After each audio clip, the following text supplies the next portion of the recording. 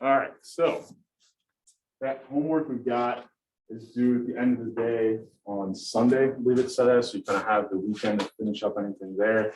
I guess I was mentioning before, it's really just a good practice, like practice guide for the upcoming exam on Wednesday in class. So you can rifle through it, but even if after you do that, just to make sure you have it complete, if you want to like really take your time to like understand like if you got parts wrong or couldn't figure out why, I would kind of suggest going back and reviewing those questions as well as those 2 sets of practice problems. If after we complete it, are we going to be able to go back and view? You the should be homework? able to still go out. Yeah, I'll have it open even after the due date, so you still should be able to go back in and look at the questions. Yeah. Any other questions from me before we get started here today? So I have a little bit more information about the exam on Monday. We'll kind of wrap up material. I mean, we'll go over some stuff that won't be expected to be on the exam at the beginning of class. We'll kind of tie that to some older things we talked about, so we almost like get a little bit of review today as well. And then Monday will be complete review. Show up and have questions. Try to at least take a look at those practice problem questions, those 2 practice problems, 3 and 4. That way we can make that time really valuable and efficient for you. Because like the whole point of me even having class Monday is so that you guys can be better on the exam, right? That you can ask me questions, you can kind of try to figure out the things that you don't know from those practice problems. Okay. So you left off last class. I showed you how to kind of do those normal form games and kind of come up with different Nash equilibrium. So we'll look at a few more examples of that today. And then we'll relate it to kind of what we were talking about with oligopolies, or like duopoly models. Okay. So we think about the scenario where I said, if we had a duopoly and they're very competing with each other, they always want to undercut each other's price, right? And we kind of ended up in this long run solution where prices were equal to marginal cost. Both firms had 0 profits. We said it'd be better if they could somehow agree to work with each other, set lower quantities, and basically be able to behave like a monopolist would, right? Like without technically actually merging, right? They just kind of agree to this kind of quantity reduction.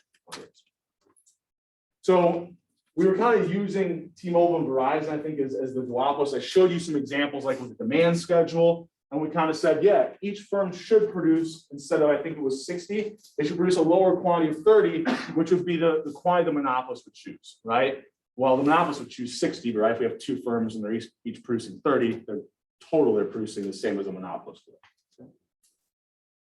So let's think about what that normal form game would look like, right? What are our 2 players? So write those on our kind of left-hand side and up at the top. So we've got Verizon and T-Mobile. Right? Now, it kind of seems weird for them to set quantities. We said before, we want to think about even like when a monopolist, right, faces this downward sloping demand curve, twice as steep marginal revenue, they've got their marginal cost curve. So they choose the optimal quantity. Like this is the thing that like I've said a million times, you're probably getting tired of hearing it, but it's true for every single market. Monopolist, pretty competitive, monopolist is competitive. Wherever marginal revenue is equal to marginal cost, that would be the optimal quantity. Now in practice, like when we're talking about cell phone companies, it probably makes a little bit more sense that they're kind of working backwards, right? They kind of say, well, look, if we set this price, we know the way that consumers will respond and how much they will buy. So it doesn't really necessarily matter if you set quantity or price. I think when we're working through the examples, if you're trying to like identify what those two are, it's usually a little bit easier to kind of identify that quantity first. But in practice, these firms don't have to just necessarily say, we're going to reduce quantity. They could look at each other and say, well, we know that in order to reduce quantity that's going to be purchased by consumers, let's agree to set this higher price. Okay. So sometimes instead of doing it through quantity, they can get the same effect through setting the price, right? Because once I set that price, we know that whatever on the demand curve, that's how much will be purchased on the market. So we think about those quantities, right? If they had corresponding prices, if they both produce a low amount, they have this monopoly power. They can earn positive economic profits. So when they're both choosing to produce this lower quantity, they're acting as a monopolist. They're both earning some positive profits here, right? However, if I'm the firm that then says, well, look, I know that if I'm the one that produces a little bit more, yet if I produce a little bit more, right, that kind of drives market quantity up, right? This is kind of the entire market. So I know that we'll be getting a lower price, which is bad for profits, right? If we recall, profits are just price times, not price, sorry, quantity times the difference between price and average total cost. So when that price gets driven down, that's a bad thing for profits, right? It decreases that gap between price and average total cost. But if I'm the firm that's producing 40 instead of 30, I can make up for that because I also know that I'll be the one selling those additional 10 units, right? As long as the other person, kind of continues to produce this lower quantity. So even though if I'm the one that breaks the agreement, I'm screwing over the other person because I'm going to eat into their profits because for them, quantity doesn't change at all. They're still producing 30, right? But I'm decreasing the overall price in the market because the market quantity is larger when I decide to break that agreement and produce a little bit more. So when that happens, the person who produces a little more benefits. Their profits go up. The other person's profits, right, the one that stuck true to the agreement, their profits will fall. Okay? So same scenario here, it would just be that if T-Mobile was the one breaking the agreement, they would earn higher profits, while Verizon kind of be the one that was then hurt by that. If they both break from the agreement, right, and produce this higher quantity of 40, we had their profit level from the point where they were both agreeing to produce less, right, their profit levels would be lower, right? 900 is greater than 800 here. So this is a great example of the prisoner's dilemma, because if we go through and try to solve for what that equilibrium is, so we said, how do we solve for the equilibrium? We say, okay, what's the best response of player one to both of player two's actions? So if T-Mobile here is player two, when they're producing 30, what's optimal for Verizon to do here? Yeah, right, 40 because profits are higher, right? We looked at an example last week like jail time, right? But this is like just thinking about it the same way with profits. So we would kind of either circle this or underline it. Hopefully, I think I've got I'm probably going out of order, I was going to say. I probably did the other side. So what we would do in practice is kind of circle their best response here. Then say, okay, well, what if T-Mobile produces 40? What's Verizon's optimal response? Well, if they produce 30, they get $750. They produce 40, they make a profit of 800. So once again, Verizon will choose to produce that higher quantity. So we would say here, because no matter what T-Mobile does, if they produce 30 or 40 units, Verizon always found it more profitable to produce more. They have a dominant strategy, okay? So they have this dominant strategy to always break from the agreement and produce 40. And because the numbers are all flipped right, the same is going to hold true for T-Mobile. So if Verizon produces this lower quantity, T-Mobile can earn higher profits by producing a higher quantity. If Verizon is producing a higher quantity, T-Mobile can earn higher profits if they also produce a higher quantity. So they both have this dominant strategy, right? When both parties have a dominant strategy, what does that mean? So a dominant strategy definition was, regardless of what the other person does, I'm going to make the same decision. Right? So regardless of what T-Mobile did, Verizon was always going to be producing a higher quantity. Kind of example what we would have where we don't have a dominant strategy. I think I showed you an example last class of like the chicken game, right? Where we're both running at each other and we go left or right. Well, there, my strategy changes depending on what the other person does, right? I'm not always going to go left because if the other person also goes, to that same side, I want to go the opposite way, right? So my strategy there would depend on what the other person does. Here, it doesn't depend on what the other person does at all. You see, Verizon would always choose to produce that higher quantity. So then we'll put in a word. So we get this, right? Anytime we have best responses to the other person's actions, kind of in the same combination of strategies here. So we're both best responding to what the other person is doing. We say that's our Nash equilibrium, or less technically, we draw this normal form game, and we have two circles in that same box representing, right, best responses. That tells us that's where there's a Nash equilibrium, right? Both parties are best responding to what the other person is doing. So can anyone kind of give me a little bit of description? So remember what we said about prisoner's dilemma. Why is this an example of a prisoner's dilemma? Because they could choose the optimal. The optimal if they were able to discuss with one another, but they're not really always in a position. Yeah, so I'll say it a little bit different, but so we end up in an equilibrium where the payoffs to both sides aren't as high as a different combination of strategies. So here we get stuck in this Nash equilibrium where both sides are producing higher quantities. What happens when they both produce higher quantities? Pushes quantity out even more. Maybe now we're all the way down here. It's pushed the price down even more. And we actually can end up back at that allocated efficient point, right? Where I know this is just one iteration of it, right? If there's an incentive to make 40, there's probably an incentive to then break from that agreement, produce 50 for both sides. And it just keeps continuing down till we get to that perfectly competitive point, right? Which is good for us, it's good for consumers, right? Because now, it's driving the price down and you kind of see it's increasing consumer surplus, the area above price but below demand. But for the companies, that's a bad thing. I mean, they're gonna have zero profits. They don't like that. So, we're in this scenario where we've got lower payoffs to both players than if they could somehow agree to choose different strategies, right? Or there's a different combination of strategies from them that could produce higher payoffs for both of them, right? Any questions kind of on this or how you would how we're working through solving these? Like I said, the way I typically write these and when I write these on the board, I don't like this whole kind of boxing, but I know that's how most of normal games are shown. So I'm trying to show you kind of both ways. I usually use kind of a comma to separate what the two payoffs are. But here we go. Okay with that? All right. So if I'm looking at this, I'm not going to use kind of iProofs today, but these are good ones to kind of go back through. Actually, how many do we have here today? 5, 6, 7. I'll hook it up. You guys showed up on a Friday, so we'll give you a little bit extra credit for being here. So as I'm kind of hooking this up, I'll explain to you kind of what we have set up here. So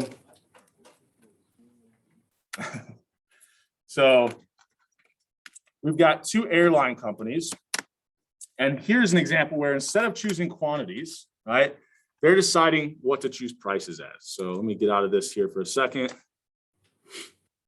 Oh, there it was. That's what I wanted. I'll start this up, and then I'll kind of let you guys work on it for a little bit. But I'll kind of walk you through the example a little bit, and then let you go free. If we can get this to start here. There we go. So for thinking about kind of what the equilibrium is here, or what the outcome will be, we've got United and American Airlines, and they're both thinking about what prices to set, right? Whether or not they should cut their fares, right, lower price, or just keep price the same. So both sides have the exact same decisions to make, right? They're making them simultaneous. So you can think about this as like there's tickets out there today, and they're deciding what to set the price for today, right? Simultaneous decisions. They can't wait around and kind of look at the response of other companies. So if they both cut fares, you kind of got your payoffs here. I even tried to color code them. They both don't cut fares and the different combinations. So give you a little bit of time, talk to the people and around you, work on this for the next couple minutes, and see if you can kind of solve that Nash equilibrium. It might be easier if you even wrote this out right in front of you, and then kind of go through that process of, okay, if American Airlines cuts fares, what is United's best response? Underline or circle that decision. If American Airlines doesn't cut fares, what's United's best response? Circle or underline that decision. You can then identify where that Nash equilibrium is if you've got kind of both circles or both underlines in that same box. That's like less technical way, right? That represents when both parties are best responding to each other. We'll give you guys a couple minutes and we'll talk about it.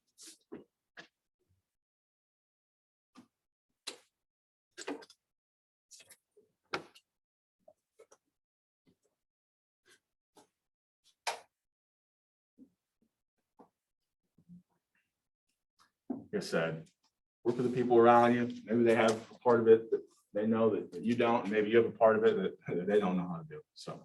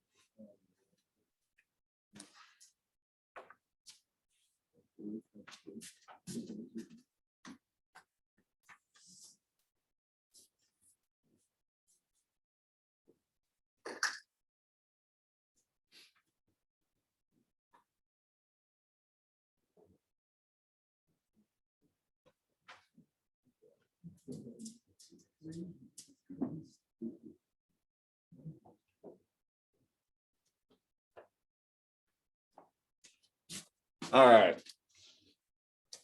Still working, kind of wrap it up here. I'm gonna close it out. We got 27 of us here today. Is everything, ever got an answer in? All right, close it out. Okay, so anybody come up with what this equilibrium should be? I said you. So both American and United will not cut fares. Right? So if we work through this one, right, I'll put it on the board just to make it a little bit easier to kind of see. So don't cut fares. Should I want to make sure it lines up. And I'll have kind of cut fares here. And then cut fares. Don't cut fares. So we've got our different combinations of these different strategies, right? What did I have on the side? United. We've got United, American. So the payoffs here are both 400. I think they're millions, but since everything's in millions, it's all comparable. And then I got what 800 and 200 of the other combinations of payoffs. So let's just talk through kind of what the strategies, the best responses are. If American decides to cut fares, right? What is United's best response? Now here, the colors make it a little bit easier, right? That first kind of, this is player one. So these first values are the payoffs to United. So if American cuts fares, what is it optimal for United to do? Yeah, right. Cutting fares is going to be a little bit higher. If American doesn't cut fares, what is optimal for United to do? Yeah, $800 or 800 million is a lot higher than 600. So now we do the opposite. If United decides to cut fares, once again, it's kind of easier up here because it's color coded, right? This second payoff is the payoff to American. So if United cuts fares, what is American Airlines going to do? Cut fares. If United doesn't cut fares, what's optimal for American to do? Yeah. So we actually end up in this equilibrium where both sides are cutting fares. Now, once again, I mean, this is why like we talk about the prisoner's dilemma because it's very relevant to a lot of things we see. You go out and look at airline industries, they're hyper competitive. There's always an incentive to be the air. Like if you go out and look for a plane ticket, like at least the way I do it, I'm probably way more neurotic about it than most people, but I'll look at a couple like the kayak or the price line. I'll try to see like, where can I find the lowest price, right? So there's a huge incentive to be the airline that has the lowest price because we know people are pretty sensitive to airline ticket prices. Like they're pretty elastic. They look for the lowest price. So if I'm the one that cuts fares and the other person doesn't, I'm really well off, right? That was like the highest payoff for both of these companies. If I can be the one that cuts fares and the other person doesn't, man, I'm really well off. Now, we both have the incentive to cut fares, so we probably end up then just lowering price, but still being really competitive with each other, right? Kind of splitting how much profit is out there. Right here, we've got them kind of splitting 800, whereas if they didn't cut fares, then they would be splitting a larger amount, right? Because they are charging a higher price, right? That would drive the profits up. So we see this in a lot of industries where these firms are hyper competitive. And so there's always an incentive to be the one that has the lower price and just drives that price down, right? It kind of, them trying to look out for themselves actually ends up hurting themselves. But who is this good for? Yeah. So what did we just have over there, right? What's our equilibrium? What outcome did we have? That both cut fares, right? So both of them cut fares, right? That's where they're both best responding to each other. I said a less technical way to remember that. Anytime we have kind of two of these circles or two underlines, however you're identifying those best responses, whenever they're in the same combination of strategies, that's your Nash equilibrium. So the outcome that we end up with here would be actually A, right? They both end up cutting fares. Like I said, it seems counterintuitive because we think about like firms, like why would they cut fares? They're just cutting the price, it's going to eat in the profits. But the reason why it happens is because if we're making this decision simultaneously, and I think that I'm going to be the only one that cuts fares, then I'm really well off, right? The problem is like, we both have that same incentive, so we're both going to try to probably be the one that cuts fares first, right? If we're kind of making this decision simultaneously, or we're setting ticket prices for today, right? It's going to be really, we're both going to have that incentive, and then we end up in this place where we're both actually worse off than if we could both agree to like keep prices high, right? So this is another great example of a prisoner's dilemma, right? Both these companies end up with lower payoffs than if they would have come to some agreement and could stick true to that agreement. There's always this incentive to be the ones that break from that agreement, because you then kind of end up with this higher profit. Okay? Excuse me. Any questions on this before we keep moving? I know that we're just kind of getting the first look at these, so it's a little bit tough, but they seem very simplistic, but they actually capture a lot, right? So this idea is that we can relate it back to duopolies, right? Like if they were both setting prices higher, right? So let's say this is like they both don't cut fares and they agree like we're going to keep ticket prices at $400 or something. Well, they know that at that price, not near as many people. I call this Q1. Not near as many people are going to be willing to buy that, right? The demand curve reflects marginal benefit of consumers, and people will only purchase something if the price is below, or kind of, if the marginal benefit is greater than or equal to price, or the price is below how much it benefits them. So for all these people, they found it, beneficial or profitable to kind of purchase that good and think about it that way. But so they keep the prices the same, that's where we're at. But the problem is, I know that if I'm the one that kind of sets a slightly lower price, right, that everybody's then just going to purchase it from me, right? So there's this incentive always to be the one that cuts the fares a little bit. And over time, this basically occurs all the way down to the point where I can't cut my fares anymore, because once I get here, think about if I have my average total cost curve, something like this. Well, once price gets down to here, now what are profits? Well, price is equal to my average total cost. The amount of money I'm making on average by selling the good is the same as how much it costs me on average to produce it. Well, then it's just a wash, right? My profits are zero. So I'll cut this back and forth of cutting prices would go down all the way to where these firms get to this point where profits are equal to zero. Unless they can come to an agreement and hold true to it. Right? So with that in mind, we've got other examples of these prisoner's dilemmas that we see play out a lot. So I think I kind of mentioned this last class. We mentioned it in terms of like positive and negative political campaigns, but also ad wars. It will always be better. It will always be better to be the company that is the one that has the most ads, right?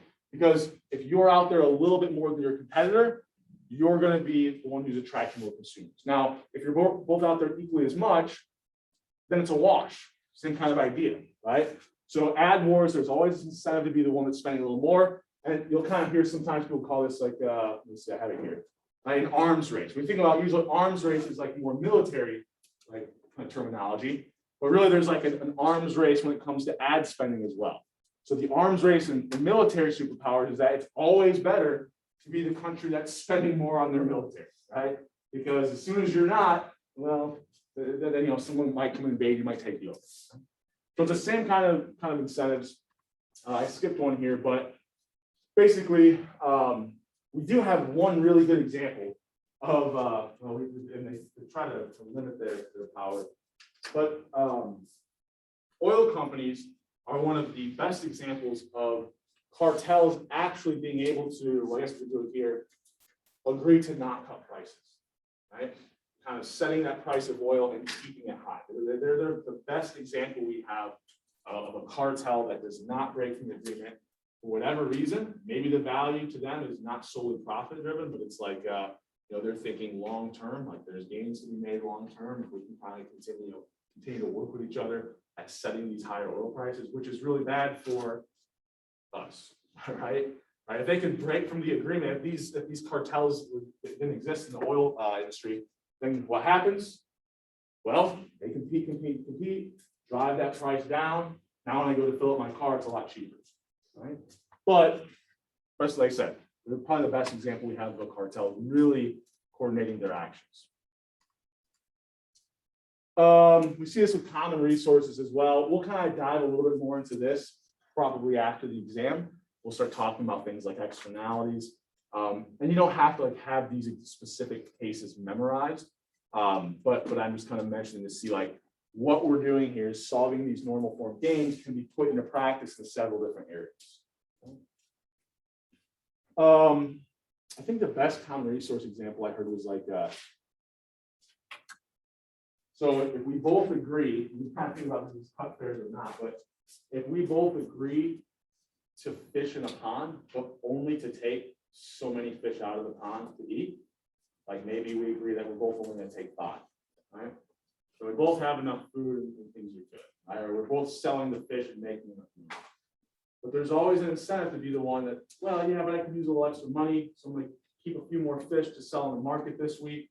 And so what happens is both parties have that incentive, right, to be the one that takes just a couple more fish than what we agreed to.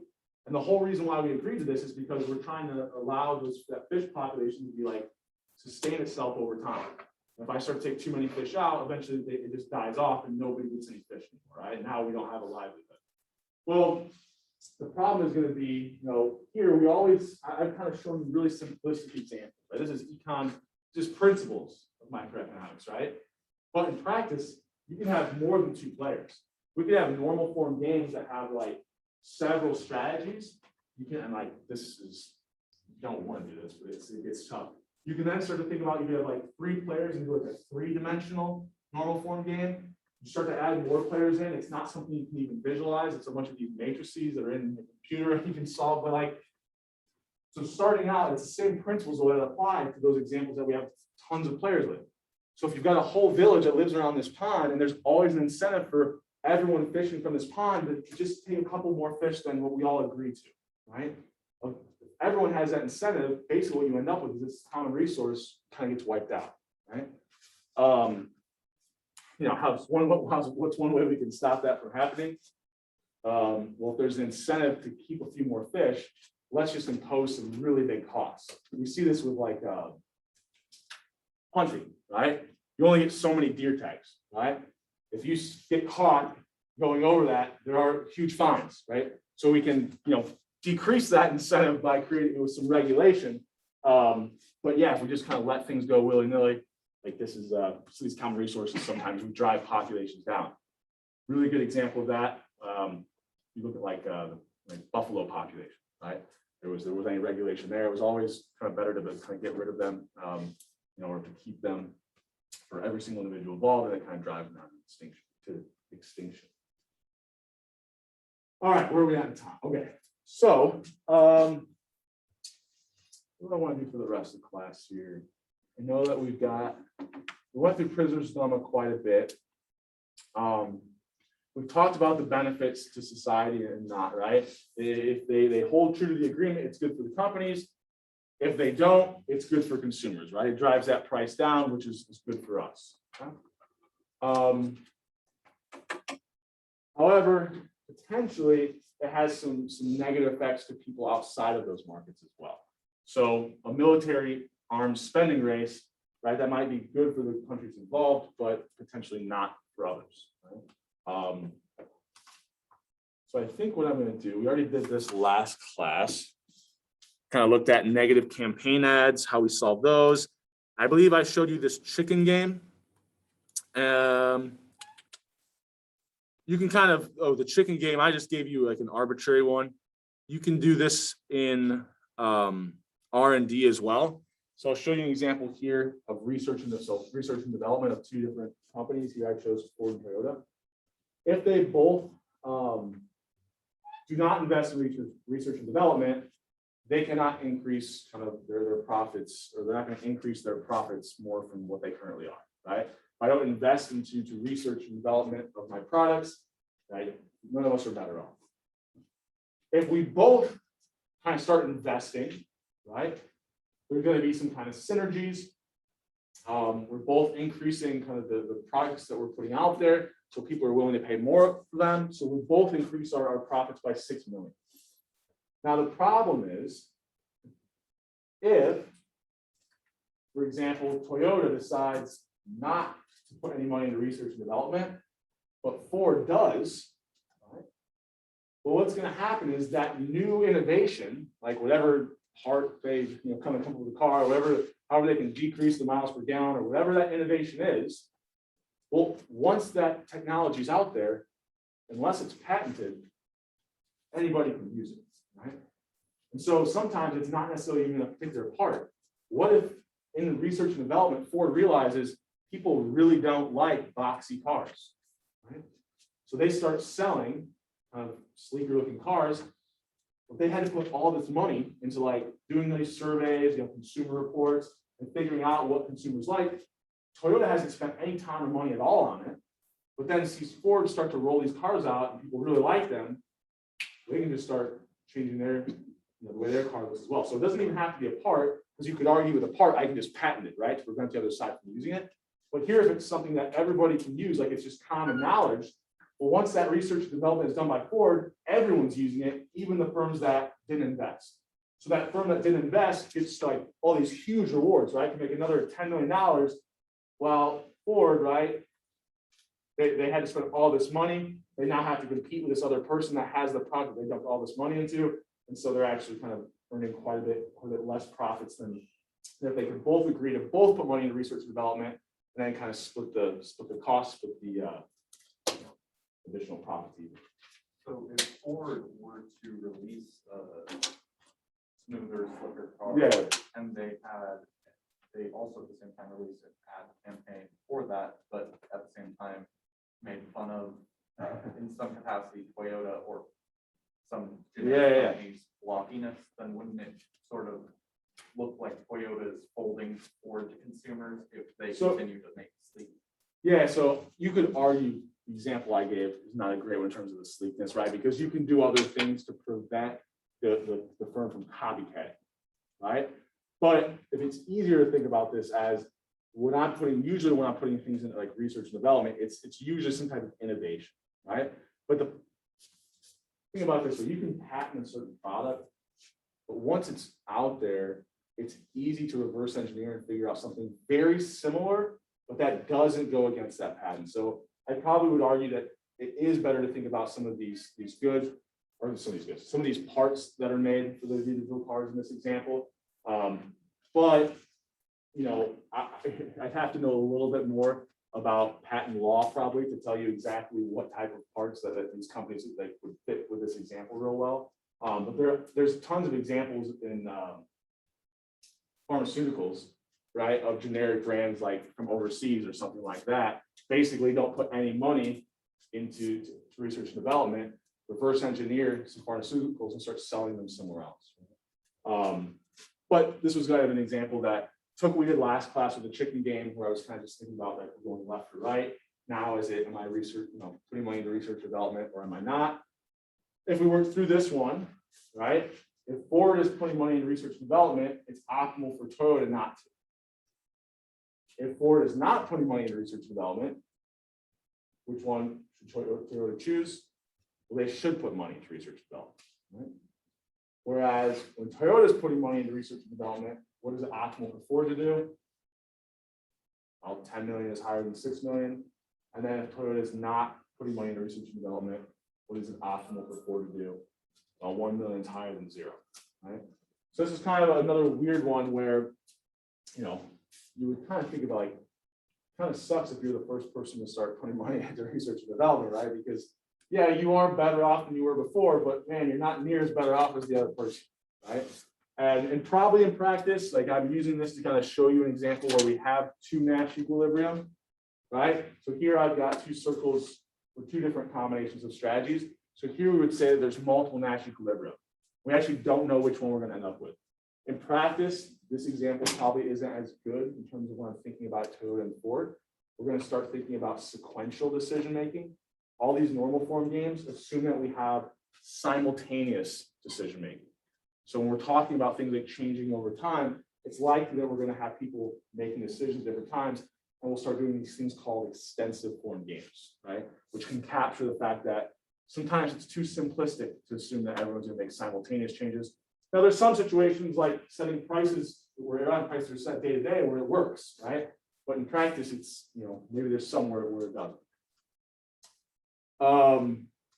So anyway, so we had the classic tricky game that I went through last class as well, where we said there's you know, we're both running at each other. There's 2 Nash equilibrium.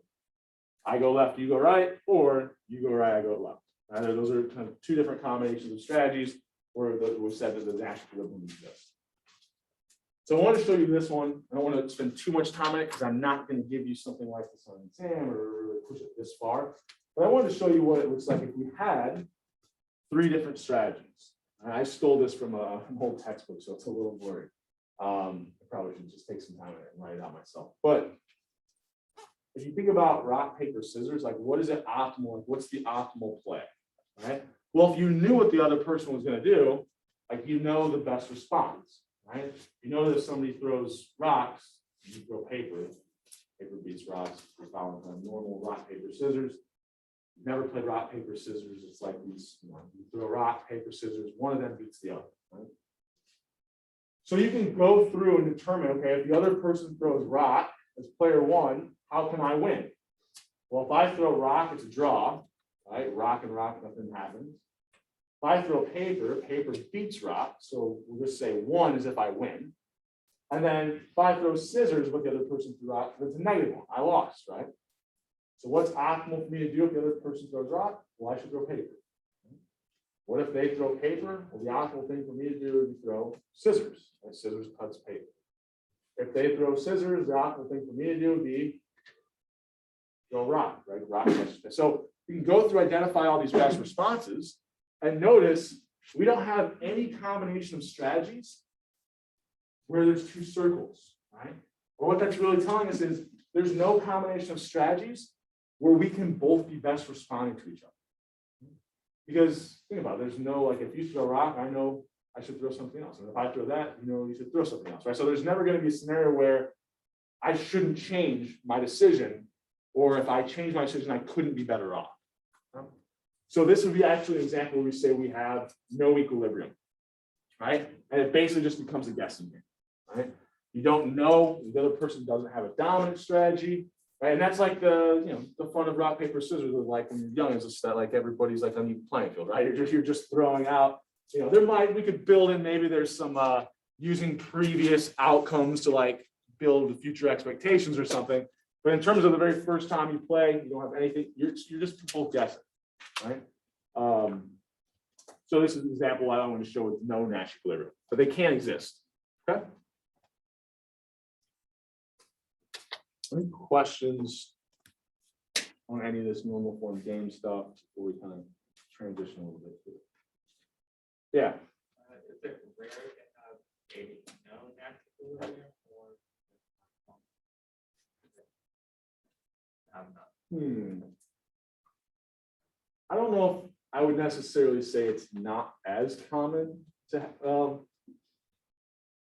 It's probably more common that you do have an equilibrium, only because quite often in a lot of these scenarios that we're looking at, whether or not it's like setting prices, quantities, running ads, there's always going to be a strong incentive that exists for both parties. So it's going to be pushing both parties like in the same. So it's more likely we're getting a Nash equilibrium because the incentives are similar for all the players. When the incentives vary for the players, and here it's kind of imagine when you have multiple rock, paper, scissors, 3 choices, what's best for you is never going to be best for me, right? Because if you're throwing one thing, it's always going to be better for me to throw something else. That usually doesn't exist. Maybe there's something like with product design. Maybe there'd be a good example where if you look at the actual payoffs, me coming up with a sleeker card, other people keeping a boxy, like maybe there's no equilibrium there because you know it's better to be different there. Right? We don't have incentives pushing them to do the same thing. But yeah, I would say more often than not, a lot of these examples we're looking at, you probably see dominant strategies, which if both parties have dominant strategies, we're always going to end up in a Nash equilibrium, right? It doesn't matter what you do, I'm going to do the same thing. Well, then we can predict what that outcome is going to be. Because I know what you're going to do. It doesn't matter what the other player does. The other player is always going to do the same thing, no matter what you do. You're just both going to always choose to do your own thing. And we know that it will end up with Nash equilibrium. But yeah, I would say probably less likely we see no equilibrium, a little more likely that you would see a lot more scenarios where you end up with a Nash equilibrium. Other questions? All right, so I think I had some oligopoly stuff here. I'm going to save this one. I just want to kind of go through some stuff on the board. Think about it, like this game theory stuff will not be on the exam, but whenever I'm connecting it to like these oligopoly or monopoly models, that's all stuff that's fair game. That's stuff that we have done prior to Wednesday's class. We said anything prior to this Wednesday's class is all fair game for the exam. So one thing I want to point out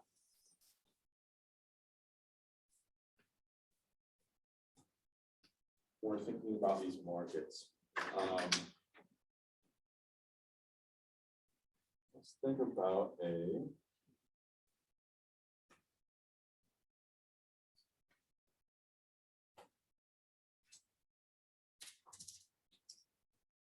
no, I'll do it. That'll make sense. So here's my average total cost for different quantities. Here's my marginal cost. Now, when I'm drawing this out, so I want you, when you go to the exam, if you have a question, I think especially when we're talking about costs and the firms, you should be able to draw something out, even if you aren't given a definition. So if I'm drawing out a cost structure, why do I know that I should be drawing average total cost as kind of this U shape? Well, we said initially, right, there's some specialization. So my marginal costs are declining. So initially, like as I produce more, the average amount that I'm spending each one is going to fall, right? Once we get to a point where there are no more gains from specialization, we said marginal costs are going to increase, right? I'm getting less and less productive workers, so to produce the same number of units, I'm going to have to pay, a higher value. I'm going to have to hire more workers. Well, one thing we know, and I try to draw us a scale, but it's sometimes hard, is that average total cost curve, the marginal cost intersects it right at its minimum point, right? So we always know that the marginal cost curve intersects average total cost right at its minimum point. And the whole reason was because like marginal cost is like the additional cost. And so if marginal cost is below average total, it's bringing the new average down. And when we talk about this, and then as soon as the marginal cost goes above the average total, the new average is getting brought up.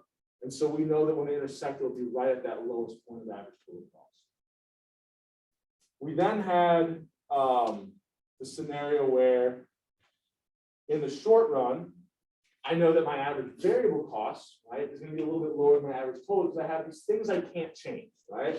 I can't change buildings like in the very short run, right? Find a new lease, I might be tied into some investments. And so we're going to have some fixed costs that basically kind of raise our total cost, but right, our variable costs don't include those fixed costs, right? We're kind of separating up the two types.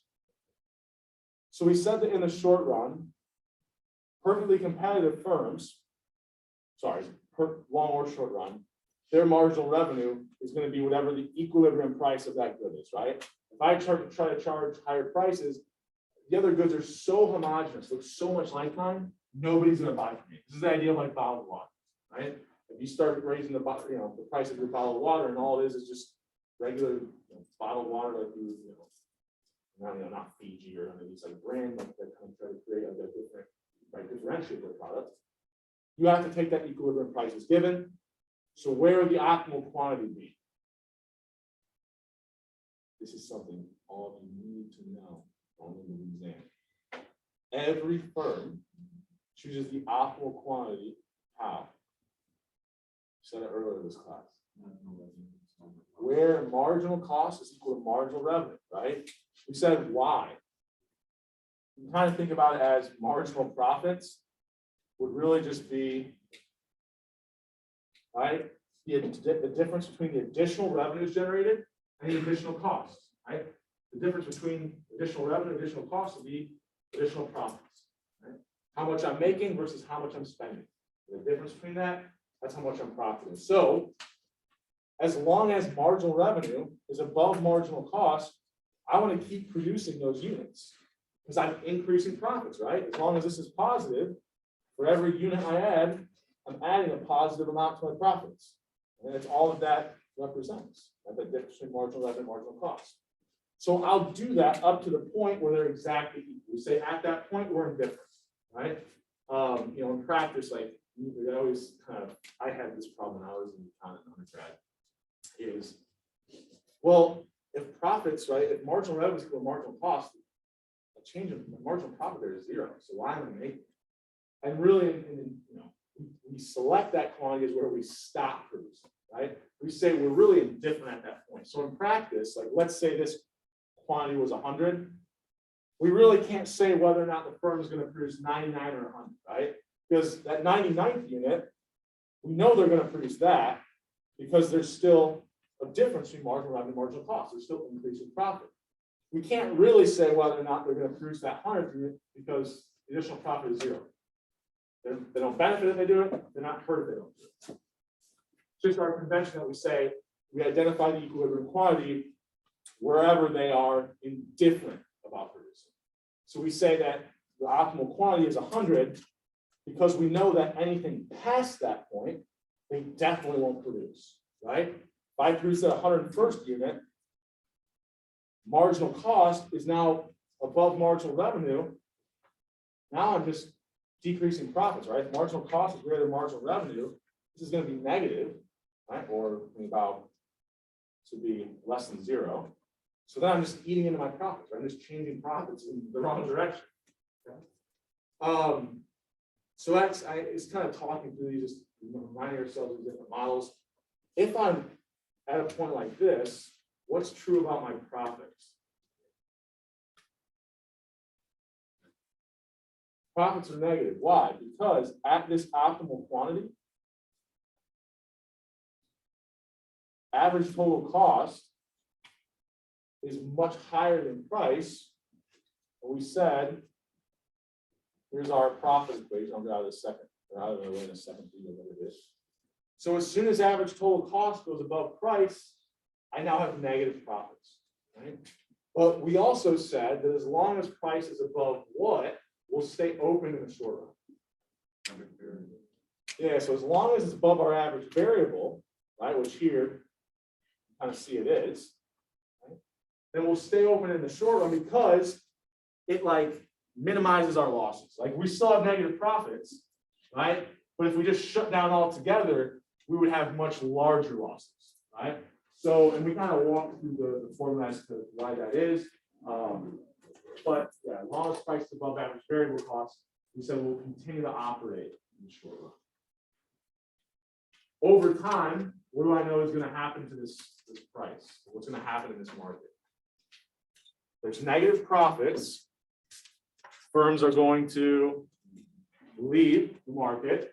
As they leave the market, the supply curve in the market kind of is decreasing or kind of shifting to the left and up. That's increasing the price. Think about it this way: as firms exit, there's less competition. There's less firms to compete with. So the price increases. Right? As the price increases, what's happening to profits? They're going up. They're getting closer to that point of zero. Once enough firms leave and we get to that point where profits are equal to zero, there's no incentive for firms to enter, there's no incentive for firms to leave. We call that the long. So I'm liking on getting some responses, some of you, and it sounded like wrong, but we kind of on the right track. So we'll do just review from those practice problems on Monday, and then we'll have that in-class exam on Wednesday, all right?